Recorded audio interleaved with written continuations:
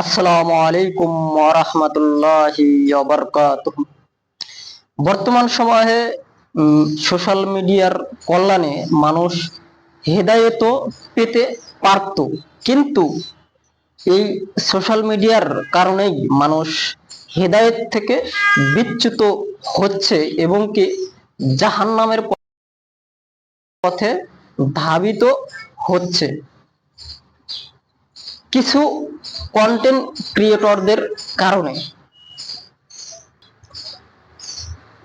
আসুন আজ আমরা কোরআন হাদিস থেকে দলিল সহকারে জানার চেষ্টা করি এই ব্যাপারে কোরআন হাদিস কি বলে। সূরা লোকমান 6 নম্বর আয়াতে আল্লাহ তাআলা বলেন, কিছু মানুষ আল্লাহর পথ থেকে বিচ্যুত করার উদ্দেশ্যে অজ্ঞাতবশত অবান্তর কথাবার্তা অর্থাৎ অনর্থক কথাবার্তা, গান বাজনা ক্রয় করে আর আল্লাহর পথকে ঠাট্টা বিদ্রূপ করে। ওদের জন্যই রয়েছে অবমাননাকর শাস্তি। তাফসীর অনুযায়ী এতে গান বাজনা, অশ্লীলতা, মিডিয়া অন্তর্ভুক্ত। অশ্লীলতা ছড়ানোর ব্যাপারে আল্লাহ তাআলা কোরআনে কি বলেছে? সূরা আন-নূর 19 নম্বর আয়াতে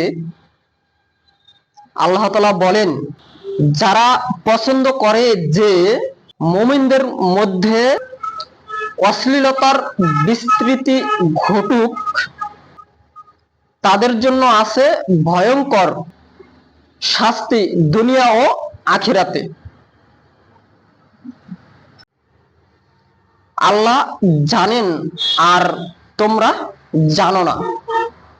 এই আয়াতে আল্লাহ তাআলা মানুষকে সাবধান করতেছে যে, এবং মুমিনদেরকেও সাবধান করতেছে যে কিছু মানুষ হবে যারা সোশ্যাল মিডিয়া ব্যবহার করে মুমিনদেরকে পথভ্রষ্ট করবে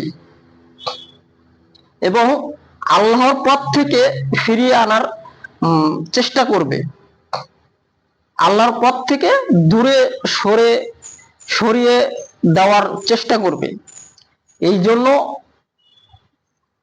প্রত্যেক মুমিনের উচিত কার্য হবে যে যেগুলো বিভ্রান্তিকর সোশ্যাল মিডিয়া, সেই সোশ্যাল মিডিয়া থেকে দূরে থাকা। কেননা এই মানুষগুলো পার্থিব জীবনের জন্য, পার্থিব জীবনকে সুখীময় করার জন্য তারা মুমিন মুসলমানদেরকে পথভ্রষ্ট করার চেষ্টা করে। অসংখ্য অগণিত সোশ্যাল মিডিয়া আছে। এই সোশ্যাল মিডিয়ার কল্যাণে আজ অসংখ্য মানুষ, অসংখ্য মুমিন তারা আল্লাহর পথ থেকে বিচ্যুত হয়ে যাচ্ছে, দূরে সরে যাচ্ছে। তবে আল্লাহ তাআলা এখানে যারা মুমিনদেরকে এই পথ থেকে সরে দূরে নিয়ে যাওয়ার চেষ্টা করতেছে এবং দূরে নিয়ে যাচ্ছে, তাদেরকে আল্লাহ তাআলা এই আয়াত দ্বারা সাবধান করে দিচ্ছেন যে তোমাদের জন্য আখিরাত এবং দুনিয়াতে শাস্তি, অবমাননাকর শাস্তি অপেক্ষা করছে। চলুন দেখি এখন হাদিস কি বলে। রাসূল সাল্লাল্লাহু আলাইহি সাল্লাম আমাদেরকে কি বলে গেছেন। খারাপ কাজ চালু করে যে, রাসূল সাল্লাল্লাহু আলাইহি ওয়াসাল্লাম বলেছেন, যে ব্যক্তি ইসলামে খারাপ কাজ চালু করে সে তার গুনাহ এবং তার পরবর্তীদের গুনাহ বহন করবে। আমরা এই হাদিস থেকে যতটুকু বুঝতে পারলাম যে যে বা যাহারাই ইসলামের পথে বা ইসলামের মধ্যে খারাপ কিছু চালু করে সে সেই পাপের ভাগীদার হবে এবং তার পরবর্তীদের অর্থাৎ তার পরবর্তীতে যত মানুষ সেই পাপ করবে সেই পাপের ভাগীদার হবে। আমরা এখান থেকে একটি অর্থ বের করতে পারি যে সোশ্যাল মিডিয়ায় যদি আমরা কোনো অনৈতিক কাজকর্ম বা এমন কিছু সোশ্যাল মিডিয়ায় রেখে চলে যাই যেগুলোর দ্বারা মানুষ পাপী হয়ে যাবে, পাপ কাজে লিপ্ত হবে, সেই কাজগুলো যদি আমরা সোশ্যাল মিডিয়ায় রেখে যাই সেই কারণেও সেই পাপের ভাগীদার এবং পরবর্তীতে ওই ভিডিও দেখে যদি কোনো ব্যক্তি ওই পাপ কাজ করে তবে কিন্তু ওই পাপের ভাগীদার একটি অংশ যে ভিডিও রেখে যাবে তার কাঁধেও তার খাতায় লিপিবদ্ধ করা হবে। এই জন্য আমাদেরকে অর্থাৎ যারা আমরা কন্টেন্ট ক্রিয়েটর আছি অথবা যারাই কন্টেন্ট ক্রিয়েট করি না কেন, যারা কন্টেন্ট ক্রিয়েট করতেছে তাদের উচিত এই হাদিসগুলো একটু নিয়ে গবেষণা এবং পড়াশোনা করার। কেননা এখানে রাসূল সাল্লাল্লাহু আলাইহি সাল্লাম বলতেছে যে কেউ যদি এমন কোনো কাজ করলো যেখানে পাপ হবে, যে কাজ করলে পাপ হবে, সেই কাজ যদি অন্য কেউ করে সেই পাপের ভাগীদার সেও হবে। তার পরবর্তী জন যদি করে তারপরেও সে পাপের ভাগীদার হবে। এইভাবে চলতেই থাকবে কিয়ামত পর্যন্ত। চলুন দেখি প্রকাশ্যে পাপ করার ব্যাপারে হাদিস কি বলে। রাসূল সাল্লাল্লাহু আলাইহি ওয়াসাল্লাম বলেছেন, আমার উম্মতের মধ্যে সবাই ক্ষমা পাবে, কিন্তু যারা প্রকাশ্যে পাপ করে তারা ব্যতীত তারা ক্ষমা পাবে না কখনো। সহিহ বুখারী। অর্থাৎ আমরা এই হাদিস থেকে একটি অর্থ আমরা বের করতে পারি, আমরা একটি অর্থকে বের করে আমরা বিশ্লেষণ করতে পারি যে কেউ যদি বা কোনো ব্যক্তি যদি কোনো পাপকে সোশ্যাল মিডিয়ায় রেখে গেল, বা সোশ্যাল মিডিয়া এমন একটি প্ল্যাটফর্ম যেটি প্রকাশ্য পাপ করার একটি প্ল্যাটফর্ম, যেখানে প্রকাশ্যে কোটি কোটি অসংখ্য মানুষের সামনে পাপ করা যায়।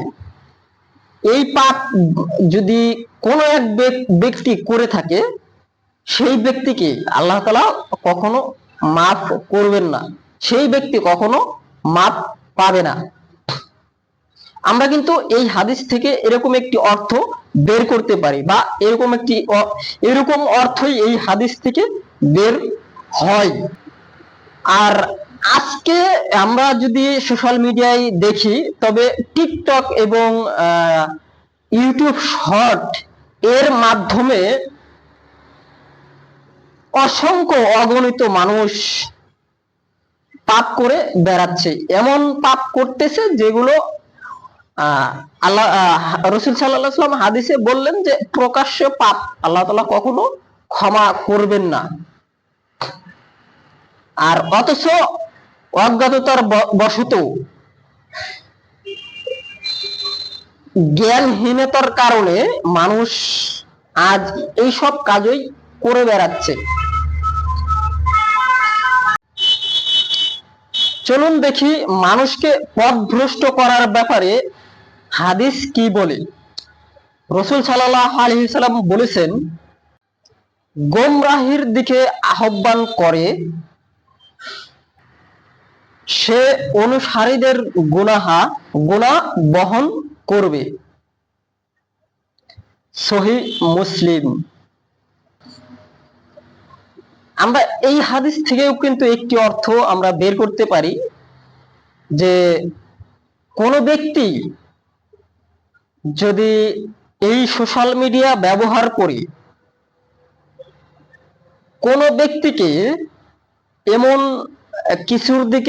কিছুর দিকে আহ্বান করলো যে পাপ হবে এবং গোমরাহির পথ, অর্থাৎ দিনের পথ থেকে, ঈমান থেকে বিচ্যুত হয়ে যাবে, এমন পথে আহ্বান করলো, তাহলে কিন্তু সে পাপ করলে এবং তার দেখা দেখি যদি আরো মানুষ করে, তার দেখা দেখি আরো মানুষ করে, অর্থাৎ এরকম ভাবে যদি কিয়ামত পর্যন্ত চলতে থাকে, যে ব্যক্তি আহ্বান করলো এবং অথবা যে ভিডিও সোশ্যাল মিডিয়ায় রেখে যাচ্ছে, সেই ভিডিওর মাধ্যমে যদি মানুষ পাপ করতেই থাকে অনবরত, সেই পাপের একটি অংশ কিন্তু তার আমলনামায় লেখা হবে। চলুন দেখি এখন গান বাজনা ও ফিতনা এই ব্যাপারে হাদিস কি বলে। রাসূল সাল্লাল্লাহু আলাইহি ওয়াসাল্লাম বলেছেন, আমার উম্মতের মধ্যে এমন লোক হবে যারা ব্যভিচার, রেশম এবং মদ ও নেশাদার দ্রব্যকে হালাল মনে করবে, এগুলোকে তারা হারাম মনে করবে না, এগুলো তাদের স্বাভাবিক মনে হবে। সহিহ বুখারী। এই হাদিস থেকে আমরা বুঝতে পারতেছি বা একটি অর্থ বের করতে পারি যে রাসূল সাল্লাল্লাহু আলাইহি ওয়াসাল্লাম বলতেছেন যে এমন একটি সময় আসবে আমার উম্মতরা মদ পান, নেশাদার দ্রব্য এবং রেশম কাপড়, ব্যভিচার, এগুলোকে তারা কিছুই মনে করবে না, এগুলো মনে করবে স্বাভাবিক একটি বিষয়, এগুলোকে তারা হালাল মনে করবে, এগুলোকে তারা কখনো হারাম বা খারাপ কাজ মনে করবে না। অথচ এই যদি আমরা রেশমের ব্যাপারে একটি কিছু বলি বা রেশম কি জিনিস এটা যদি আমরা একটু বোঝার চেষ্টা করি, রেশম বলতে বোঝানো হয়েছে পাতলা কাপড়, যে কাপড় দিয়ে এপাশ থেকে ওপাশে কি আছে দেখা যায়, এরকম কাপড়কে বোঝানো হয়েছে। পাতলা কাপড় স্পষ্ট দেখা যায়, এরকম পাতলা কাপড়কে বোঝানো হয়েছে রেশম। আর নেশাদার দ্রব্য বলতে যে জিনিস অল্প বেশি খেলে নেশা হয়, যে জিনিস বেশি খেলে নেশা হয় তার অল্পও হারাম। অথচ বর্তমান সময়ে মানুষ নেশাকে নেশা মনে করে না, সেগুলো মনে করে দৈনন্দিনের প্রয়োজনীয় একটি স্বাভাবিক বিষয়, হালাল কিছু। চলুন দেখি এখন লজ্জাহীনতার ব্যাপারে হাদিস কি বলে। রাসূল সাল্লাল্লাহু আলাইহি ওয়াসাল্লাম বলেছেন,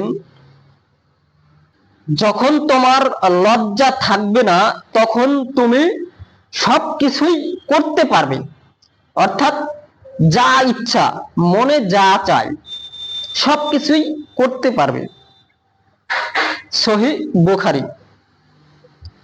এখানে রাসূল সাল্লাল্লাহু আলাইহি সাল্লাম বলতেছেন, আমরা যদি একটি অর্থ এখান থেকে বের করি, যে রাসূল সাল্লাল্লাহু আলাইহি সাল্লাম বলতেছেন যে কোনো মানুষের যদি কোনো লজ্জা না থাকে, হায়া না থাকে, শরম না থাকে, তাহলে সে তার মনে যা চায় সে সবকিছুই করতে পারবে। গান বাজনা, বাহায়াপনা, ব্যভিচার, মদ্যপান, তারপরে মানে পৃথিবীতে যেগুলো খারাপ কাজ সেগুলো সে সব কাজই করতে পারবে, যার লজ্জা নেই। আর আমরা যদি বর্তমান সময়ে দেখতে সোশ্যাল মিডিয়ায় তাকিয়ে দেখি, তাহলে কিন্তু আমরা দেখতে পাবো বর্তমান সময়ের মানুষের কোনো লজ্জা বোধ নেই, হায়া শরম কিচ্ছু নেই। কেননা টিকটক, ইউটিউব শর্ট এর মধ্যে ঢুকলে দেখা যায় অসংখ্য অগণিত মানুষ এই লজ্জাহীনতার কারণে এমন এমন ভিডিও, এমন এমন টিকটক তৈরি করতেছে যেগুলো পাপের কাজ, এই লজ্জা না থাকার কারণে। চলুন দেখি চোখের জেনার ব্যাপারে হাদিস কি বলে। রাসূল সাল্লাল্লাহু আলাইহি সাল্লাম বলেছে, চোখের জেনা হচ্ছে হারাম দেখা। হাদিস সহিহ বুখারী। সহিহ মুসলিম। এখান থেকে যদি আমরা একটি অর্থ বের করি, তাহলে সেই অর্থটি এমন হবে যে অশ্লীলতার দেখার ভিডিও, অশ্লীলতার দেখার মিডিয়া, অশ্লীলতার দেখার চ্যানেল, এই সব চোখের জেনা। যেই ভিডিও দেখলে আমাদের চোখের জেনা হবে, যেই সব ভিডিও হারাম সেই সব ভিডিও দেখলেই চোখের জেনা হবে।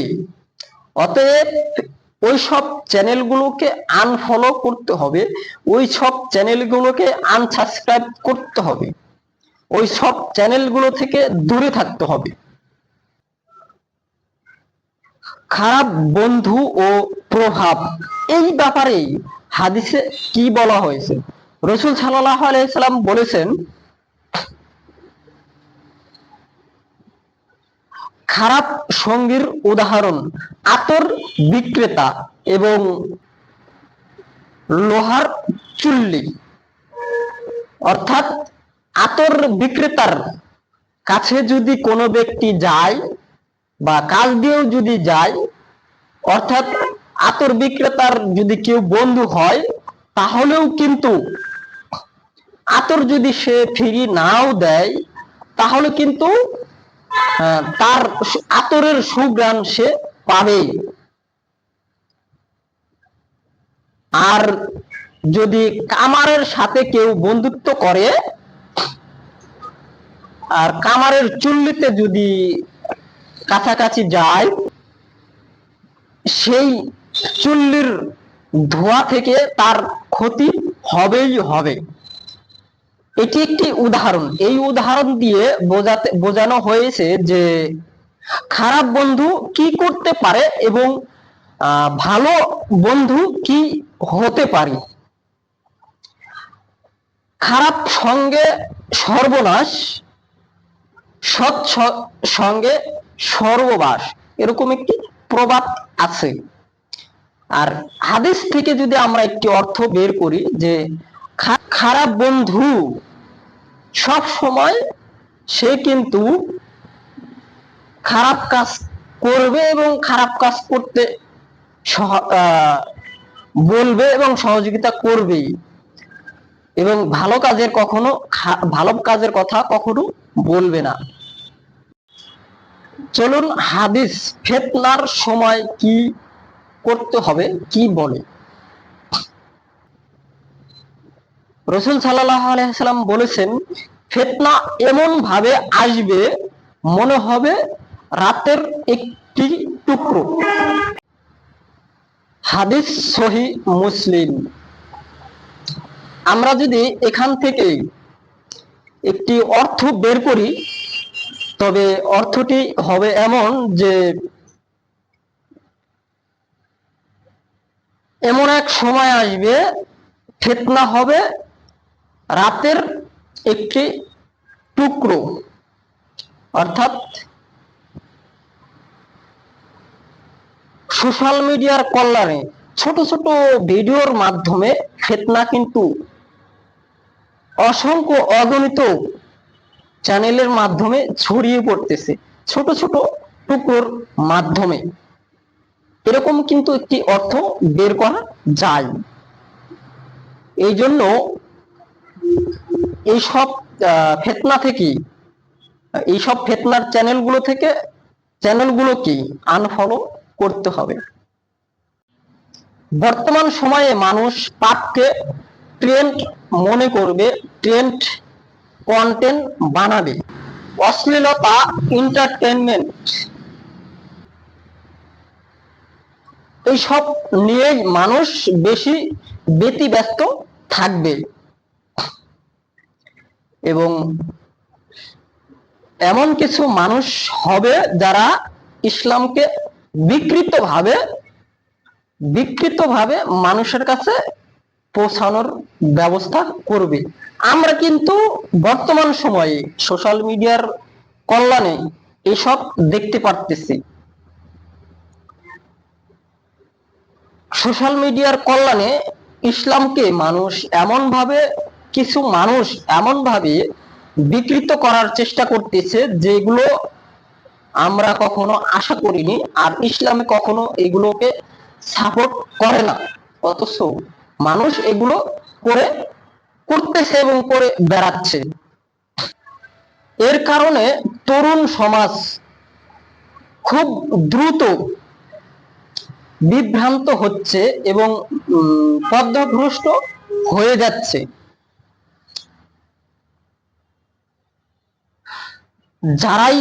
যাহারা এইসব ভিডিও তৈরি করতেছেন এবং ইসলাম বিরোধী কাজকর্ম করতেছেন, তাদের জন্য আল্লাহর কাছে দোয়া করি, আল্লাহ যেন তাদেরকে হেদায়েত দান করে। আর যদি তারা হেদায়েত প্রাপ্ত না হয়, তাদেরকে আল্লাহ তাআলা যেন ধ্বংস করে দেন, আমিন। এখন প্রশ্ন হলো যে খারাপ কন্টেন্ট বা খারাপ ভিডিও থেকে বাঁচার উপায় কি? যদিও এখান থেকে বাঁচার কোনো উপায় নেই সাধারণত, কেননা সব সোশ্যাল মিডিয়ার অ্যালগরিদম এমন ভাবে তৈরি করা এবং ইহুদি খ্রিস্টানরা, নাসারারা এইভাবেই অ্যালগরিদমকে সাজিয়েছে যে মুসলমানদেরকে কিভাবে পথভ্রষ্ট করা যায়। তবুও আমাদেরকে চেষ্টা চালিয়ে যেতে হবে যে যেই চ্যানেলগুলো এইসব খারাপ ভিডিও তৈরি করে, খারাপ কন্টেন্ট তৈরি করে, সেই চ্যানেলগুলোকে আনফলো করা, সেই চ্যানেলগুলোকে ডিসলাইক দেওয়া এবং সেই ভিডিওগুলোকে প্রমোট না করা। এর ফলে সেই চ্যানেলগুলো ডিমেশনে চলে যাবে। যখন ভিউ কম হবে, সেই চ্যানেল অটোমেটিক ডাউনে চলে যাবে।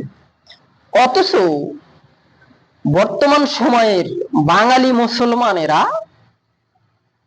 এইসব কন্টেন্টকে প্রমোট করে এবং এইসব চ্যানেলকে সাবস্ক্রাইব করে রাখে এবং এমন ভিডিও শেয়ার করে।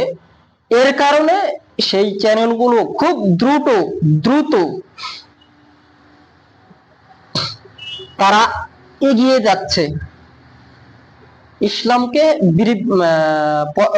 ইসলাম থেকে মানুষকে পথভ্রষ্ট করতেছে। খুব দ্রুত চ্যানেলগুলো এগিয়ে যাচ্ছে। আমাদের যতটুকু সম্ভব এইসব বিষয় চ্যানেলগুলোকে আনফলো করা, এইসব যে বিষয়গুলোকে এড়িয়ে চলা, নিজের চোখ এবং কানকে এইসব ফিতনা থেকে বাঁচান এবং অন্যকেও সতর্ক করুন। এবং যদি কোনো কন্টেন্ট ইসলামিক হয়, সেই কন্টেন্টের চ্যানেলকে সাবস্ক্রাইব করুন এবং সেই টিকটককে, সেই সোশ্যাল মিডিয়াকে শেয়ার করুন, কমেন্ট করুন এবং লাইক করে সেটিকে দ্রুত এগিয়ে যাওয়ার সহযোগিতা করুন। এর মাধ্যমেও কিন্তু আপনার আমলনামায় নেকি লেখা হবে। এখন আপনি সিদ্ধান্ত নিন আপনি কি করবেন, কেননা আপনার একটি সিদ্ধান্তই আপনার জীবনকে পরিবর্তন করে দিতে পারে, আপনার আখিরাতকে সুন্দর একটি আখিরাতি জীবন গড়ে তুলতে পারে এবং দুনিয়াতেও ফলপ্রসূ হতে পারে। দুনিয়া এবং আখিরাত সুন্দর করতে হলেও ইসলামিক কন্টেন্ট এবং ইসলামিক চ্যানেলগুলোকে এগিয়ে নিয়ে যাওয়ার সহযোগিতা করুন। আপনার সিদ্ধান্ত, আপনি কি করবেন? দুনিয়া এবং আখিরাতে ভালো থাকবেন, না শুধু দুনিয়াতে ভালো থেকে আখিরাতকে হারিয়ে ফেলবেন? এবং কোরআনে তো আল্লাহ তাআলা বলেছেন, যারা খারাপ কাজ করবে, ইসলামে খারাপ প্রথা চালু করবে, তাদের জন্য রয়েছে অবমাননাকর শাস্তি দুনিয়া এবং আখিরাতে। এখন আপনার সিদ্ধান্ত, আপনি কি করবেন, আপনার কাজ কি হবে? গুনাহ করবেন না নেকি অর্জন করবেন? আপনার আমলনামায় নেকি লিপিবদ্ধ করবেন, না আপনি আপনার আমলনামায় গুনাহ লিপিবদ্ধ করবেন? এটা আপনার সিদ্ধান্ত এবং আপনার ব্যক্তিগত সিদ্ধান্ত। সবাই ভালো থাকবেন, সুস্থ থাকবেন। সবশেষে অনুরোধ থাকবে চ্যানেলটিকে সাবস্ক্রাইব করার জন্য। জাযাকাল্লাহ খায়ের।